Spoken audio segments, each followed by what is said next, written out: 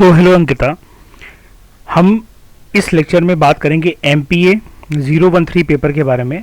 और एक previous year question paper को बेस बनाते हुए अगर हम बात करें तो एक क्वेश्चन जो है वो रिपीटेड होता है, जो कि MPA 013 का जो बेस है उसी से रिलेटेड है। Discuss the concept and scope of public systems management. तो हम थोड़ा सा ब्रीफली इसके बारे में कंसेप्ट और स्कोप जान लेते हैं कि पब्लिक सिस्टम मैनेजमेंट होता क्या है, क्या इसका कंसेप्ट और उसका स्कोप क्या है।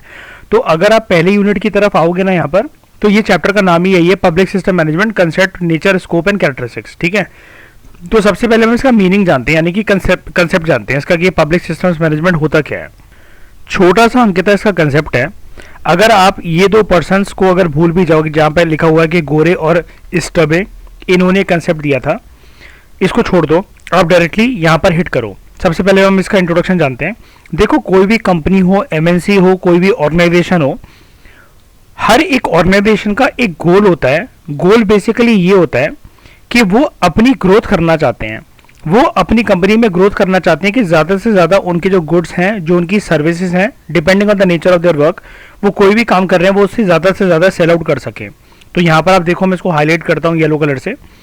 ये जो पब्लिक सिस्टम्स मैनेजमेंट है, इसके अंदर बड़े सारे सेवरल सब सिस्टम्स होते हैं, जो कि बेसिकली एक कंपनी की ग्रोथ को इस तरीके से अचीव करने की कोशिश करते हैं, जिसके अंदर हम लोग वेरियस तरीके के रिसोर्सेज को यूटिलाइज करते हैं। वो रिसोर्सेज कौन कौन से होते हैं? ह्यूमन, ऑब्वियस ही बात है, आपके पास एक स्किल्ड लेबर होनी चाहिए।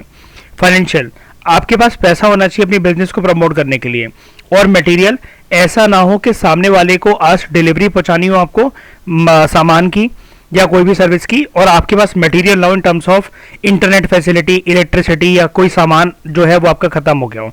तो पब्लिक सिस्टम मैनेजमेंट के अंदर अगर इन सब चीज़ों को हमें अचीव करना है तो we need various rules, we need various regulations, ताकि कंपनी की ग्रोथ जो है या किसी भी एक सेक्टर की ग्रोथ है वो अच्छे से हो सके।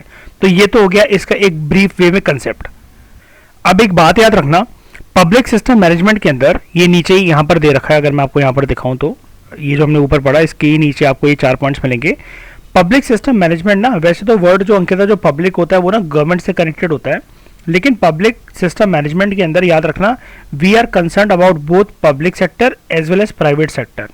कहीं पर भी हो ये चीज़ अच्छी तरीके से मैनेज होनी चाहिए ताकि कंपनी की ग्रोथ जो है अच्छी हो सके। अब आप कहोगे कि सरकार में कंपनियां कौन सी होती हैं? बिल्कुल होती हैं पब्लिक सेक्टर यूनिट्स और पब्लिक सेक्टर एंटरप्राइजेज। जो भारत हैवी इलेक्ट्रिकल लिमिटेड होता है, steel authority of India limited होता है, ये सरकारी कंपनियां होती है जिसको हम लोग PSEs या PSUs कहते हैं। ठीक है, अब यहाँ पर 4 कंपोनेंट्स की जरूरत होती है। राइटर हमें कह रहा है कि अगर हमें इफेक्टिव तरीके से पब्लिक मैनेजमेंट सिस्टम को लेकर आना तो we need 4 components. And what are these 4 components?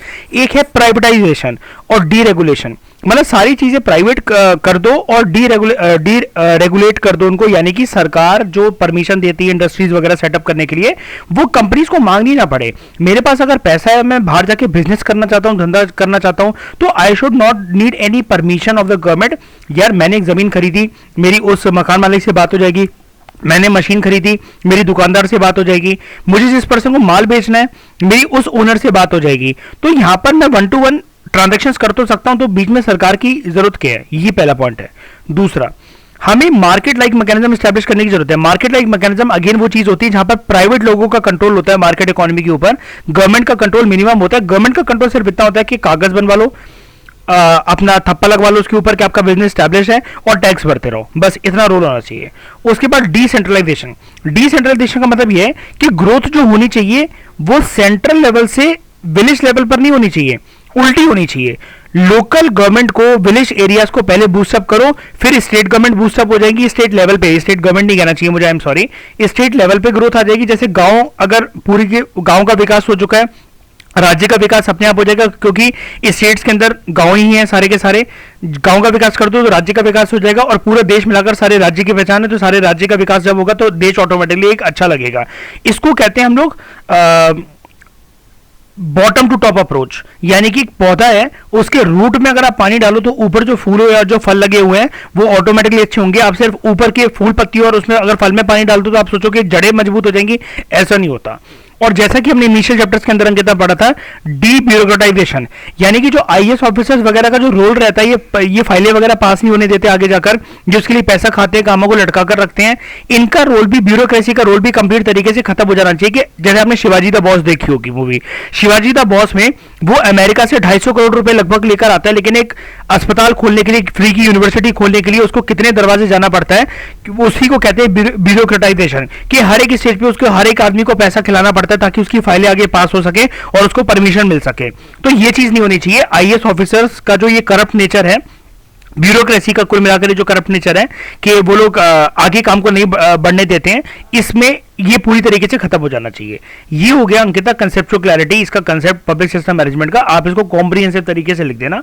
अब आप क्वेश्चन के अगर दूसरे पार्ट को देखो, क्या पूछ रखा था उसने, एक तो कंसेप्ट पूछ रखा था एंड दूसरा स्कोप पूछ रखा था। ऐसा तो हमने हर चैप्टर के अंदर कर रखा है, ठीक है, सारे पेपर्स के अंदर। तो अब इसका हम स्कोप जान लेते हैं कि स्कोप क्या है इसका।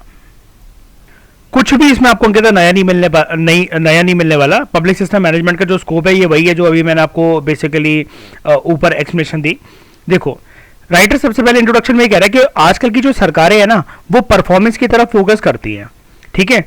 अब वो परफॉर्मेंस की तरफ अगर फोकस करना चाहती है तो सरकार के पास तो इतनी इनोवेशन वगैरह रहती नहीं है, सरकार के पास परमिशन रहती है, सरकार ही परमिशन देती है, सरकार के पास पैसा बहुत ज्यादा रहता है। लेकिन सरकार से आप ये बोलो कि पता चला वो कल को मेट्रो जैसी ट्रेन बना दे इतनी साफ सुथरी, नहीं। तो प्राइवेट सेक्टर की हमें जरूरत है साथ में। और इसलिए हम लोग कहते हैं कि आजकल के जमाने के अंदर, स्पेशली अगर आप इंडिया की बात करो, जो ग्रोथ का नेचर होना चाहिए, जो डेवलपमेंट का नेचर होना चाहिए, वो पीपीपी मॉडल के बेसिस पर होना चाहिए, पब्लिक प्राइवेट पार्टनरशिप मॉडल, जिसमें सरकार को सपोर्ट की जरूरत है from the private sector also, अपने आप को बूस्ट करने के लिए, देश में ग्रोथ लाने के लिए। बिकॉज सरकार पैसा खर्च करने को तो अनलिमिटेड तैयार है, बट सरकार को आजकल की लेटेस्ट टेक्नोलॉजीज वगैरह, मॉडर्नाइजेशन, जो चीजें हैं नई नई जो कि लाइफस्टाइल को और इजी कर सकती हैं, जो इंफ्रास्ट्रक्चर है। अब सरकारी जो रेलवे स्टेशन होते हैं, आप एक उनकी हालत देखो, और दिल्ली में, कोलकाता में आप मेट्रोस की हालत देख लो, तो वो कितनी साफ सुथरी होती है, वहां पर कितनी रूल्स एंड रेगुलेशन होती है। वहां पर आप ये गुटखा खाकर नहीं थूक सकते जैसा कि आप दूसरे रेलवे स्टेशन पर कर देते हो। तो ये चीज है। अब इसी से निकलकर आता है पब्लिक सिस्टम मैनेजमेंट। जिस तरीके से ये मैनेज करा जाता है पब्लिक और प्राइवेट सेक्टर को, वहां पर उसका स्कोप क्या है। तो जो स्कोप है ना, वो कुछ नहीं है, वो एक्चुअली जो मैंने आपको चीजें बताई, आपको पूरी की पूरी कंक्लूजन क्या नजर आई अंकिता, वो यही नजर आई ना कि गवर्नेंस की बात है इस पूरे के पूरे टॉपिक के अंदर, यानी कि इफेक्टिव तरीके से कैसे गवर्न करा जा सकता है। तो नंबर 1, सबसे पहले तो we should focus on achieving results. सरकार अगर गोल नहीं बनाएगी, टाइम पर फोकस नहीं करेगी, या प्राइवेट सेक्टर भी, एक कंपनी अगर है वो अगर फोकस नहीं करना चाह रही कि स्टिपुलेटेड टाइम के अंदर अगर हमें कोई चीज कंप्लीट करनी है, तो वो चीज कैसे हो पाएगी। उसके बाद मार्केट प्रिंसिपल्स को इंट्रोड्यूस करना, just like competition, there should be competition the market economy, ताकि उस कंपटीशन के चलते हो गया, और ये फेयर कंपटीशन होना चाहिए कि आपकी कंपनी कोई गुड्स बना रही है, मेरी कंपनी ने उससे चीपर गुड्स बनाए लेकिन बेटर क्वालिटी के बनाए, यानी कि कंपटीशन आ गया। कल को आप इस चीज को और एक्सपेंड करने की कोशिश करोगे, है ना। अल्टीमेटली इससे बेनिफिट किसका होगा, इससे बेनिफिट होगा पब्लिक का, ठीक है।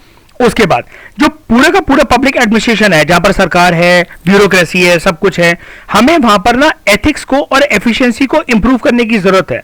उसके बाद जो थर्ड पार्टी का रोल है वो भी हमें लेकर आना चाहिए। अब यहां पर थर्ड पार्टी किसको बोला गया है, कुछ एनजीओस को, ठीक है, जो कि गवर्नमेंट की मदद कर सकते हैं उनकी पॉलिसीज को इफेक्टिव तरीके से इंप्लीमेंट करने के लिए। उसके बाद we need to deregulate the government activities, ताकि उसको रिजल्ट ओरिएंटेड बनाया जा सके। उसके बाद एम्प्लॉइज को हमें एम्पावर करने की जरूरत है, ठीक है।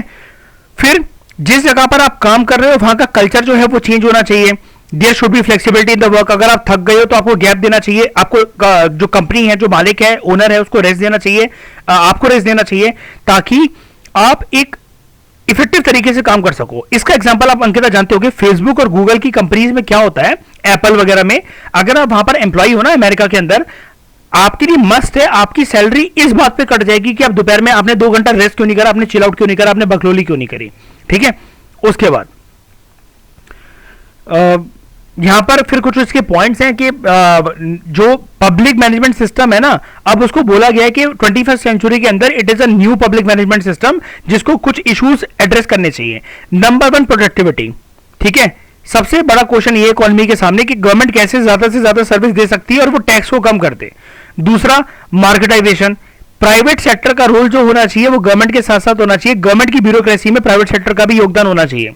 फिर सर्विस ओरिएंटेशन, सरकार ज्यादा से ज्यादा बेटर क्वालिटी की सर्विस दे और डिले ना करे। सरकार के जो प्रोग्राम्स पॉलिसीज वगैरह हैं, अगर वो जनता के लिए अनाउंस होते हैं तो वो फटाफट से मिलने चाहिए। ये नहीं कि पहले आप डॉक्यूमेंट्स लगवाओ, ये करवाओ, वो करवाओ, पता चला बंदा शमशान घाटी पहुंच गया, उसके बाद तक उसको सर्विस नहीं मिल पा रही। फिर डिसेंट्रलाइजेशन, ये मैंने अभी आपको बताया था, ग्राउंड लेवल से, गांव के लेवल से जाते जाते जो प्रोग्रेस है वो शहरी विकास तक आनी चाहिए, सेंट्रल लेवल तक आनी चाहिए। गांव को शहर में कन्वर्ट कर दो तो स्टेट की दिशा भी बदल जाएगी और सेंट्रल लेवल की दिशा भी बदल जाएगी। तो जो प्रोडक्टिविटी है वो बिल्कुल नीचे डिसेंट्रलाइज लेवल से गांव के लेवल से बहनी चाहिए। फिर पॉलिसी मेकिंग, जैसे कि मैंने आपको बताया जी, ये जो ब्यूरोक्रेसी है इसको हमें डी ब्यूरोक्रेटाइजेशन करना है। आईएएस ऑफिसर्स का रोल जो हमें कम करना है, जो कि फाइलें आगे पास नहीं होने देते। उसके बाद अकाउंटेबिलिटी फॉर रिजल्ट्स, अगर डिले हो रहा है किसी प्रोसेस के अंदर, कुछ भी हो रहा है, तो ऐसा नहीं जैसे सरकार करती है कि इसका ब्लेम उसके ऊपर डाल दिया, उसका ब्लेम इसके ऊपर डाल दिया। देयर शुड बी अकाउंटेबिलिटी कि अगर आपसे गलती हुई है, अगर आपसे डिले हुआ है, you should take the responsibility for it. तो अंकिता, ये हमने प्रीवियस ईयर क्वेश्चन पेपर से एक कंसेप्ट कवर करा, वो एक क्वेश्चन कवर करा, टॉपिक कवर करा, discuss the concept and scope of public management system. इस डिस्कशन में फिलहाल इतना ही। Thank you very much for discussion.